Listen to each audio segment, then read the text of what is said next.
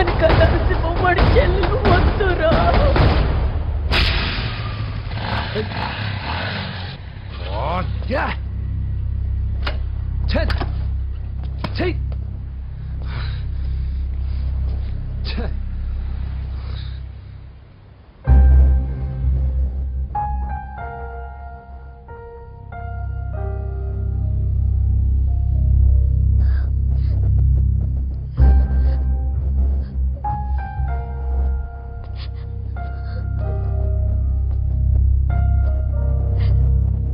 కానీ వయసు రాగానే ఆ రక్తం ఇలా ప్రజాలన్నప్పుడు ఎవరు పడితే వాడితో తిరుగుతుందనుకోలేదు.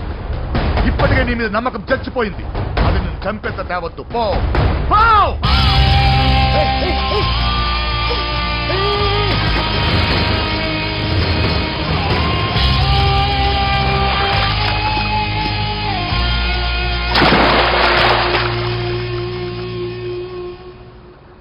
లో ఫెయిలా, ఎగ్జామ్లో ఫెయిలా, ఈ మధ్య ఉద్యోగం పేరుతో కూడా సూసైడ్లు చేసుకుంటున్నారు. సూసైడ్ అనేది ఈ మధ్య ఫ్యాషన్ అయిపోయింది. చనిపోయి మీరందరూ బాగానే ఉంటారు, కానీ మీ పైన ఎన్నో కళ్ళు కన్నా మీ అమ్మా నాన్న ఫ్రెండ్స్ ఏమైపోతారో ఒక్కసారైనా ఆలోచించారా? నాకున్న ప్రాబ్లమ్స్కి నేను 10-15 సార్లు సూసైడ్ చేసుకొని ఉండాలి, కానీ నేను స్ట్రాంగ్గా లేను. హలో హలో, ఎక్కడికి? ఇంటికి. అలా అని ఇలా వెళ్ళి ఏ ట్రైన్ కిందో బస్ కిందో నీ తలబెట్టావనుకో, రేపు మార్నింగ్ న్యూస్ పేపర్లో యువతి ఆత్మహత్య అని చదివి అయ్యో దగ్గరుండి ఈ అమ్మాయిని కాపాడలేకపోయానే అని గిల్ట్ కాన్షియస్ తో లైఫ్ లాంగ్ బాధపడాలి. ఆ టార్చర్ అంతా నాకెందుకు? పోలీసులకు ఫోన్ చేస్తాను, వాళ్ళే వచ్చి నేను తీసుకెళ్తారు.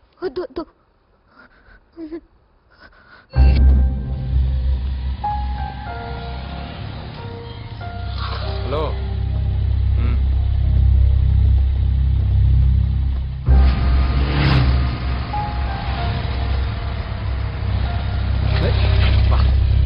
ఎవడీడు ఎట్లా వేసుకొని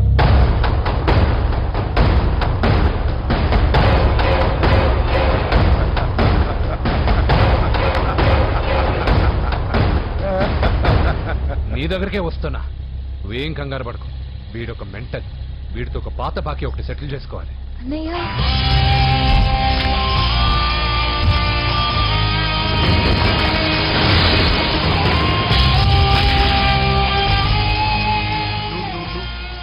పూజ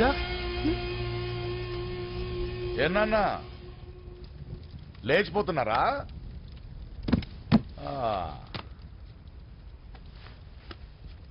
ఎక్కడికి ఎక్కడికి వెళ్తున్నారు? అన్నయ్య,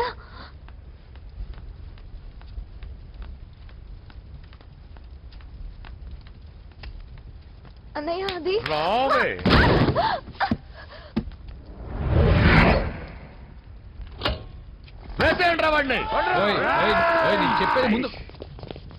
నేను చెప్పేది ముందు క్లారిటీగా వినండి, దాని తర్వాత చెప్పేది మాట్లాడుతుంది.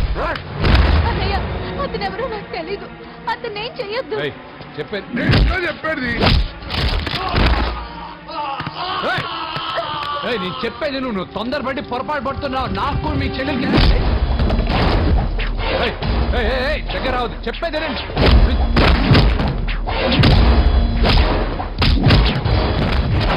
వద్దన్నయ్య, అన్నయ్య ప్లీజ్ అన్నయ్య.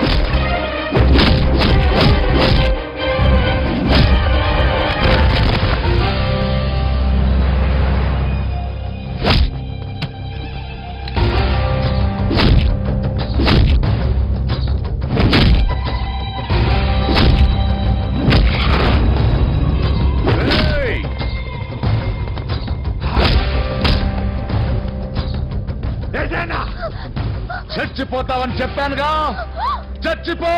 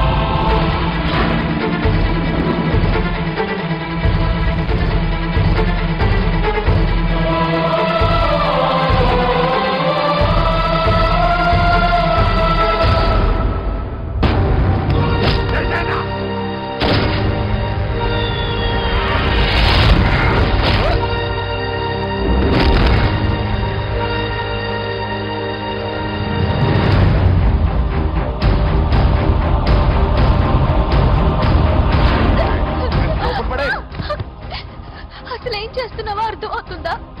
చాలా తప్పు చేస్తున్నావన్నయ్య. ఆ మాట నేను అనాలి? ఏం తక్కువ చేశానండి?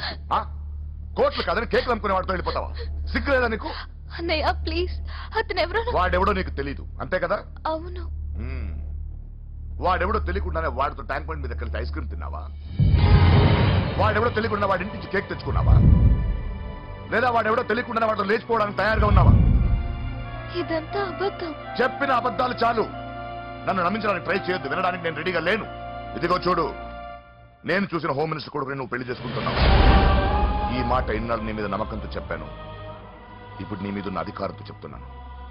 బయటికి వెళ్తే నీ కాళ్ళు ఎరుగుతాయి.